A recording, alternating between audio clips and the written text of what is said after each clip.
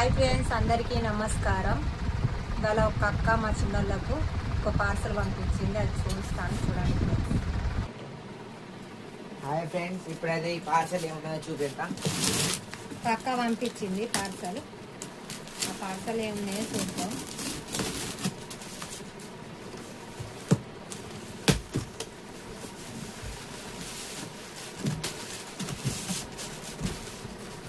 ఈ పార్సల్ అయితే 3 కవర్లు ఉన్నాయి. 3 కవర్లు వచ్చినాయి. అలా చిన్నోనికి బట్టలు ఒక వచ్చినాయి, జత బట్టలు, ఒక జత బట్టలు, ఇదొకటి అంగి,